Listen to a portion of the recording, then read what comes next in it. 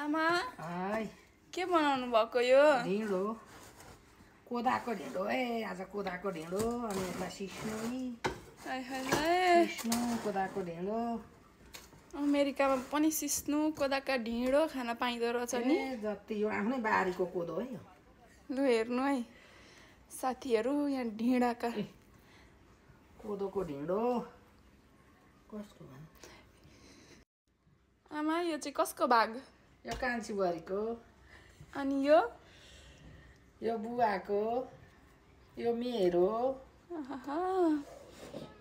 कोदाको ढिँडो सिस्नो अचार आमाले त बिहानै उठेर सबै थोक बनाइसक्नु भएछ नि यो खानु पर्यो नि त बनाउनु परेन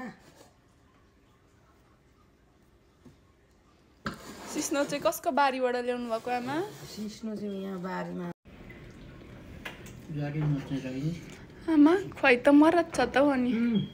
ढिँडो र सिस्नो छ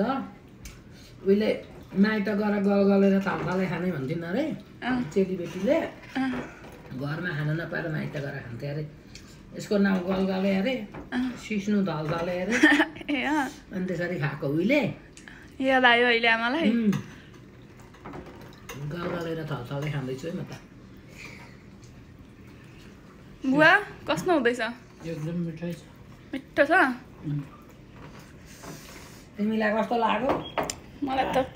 त्यत्तिकै मिठो नि हो आमाले पकाउनु भएको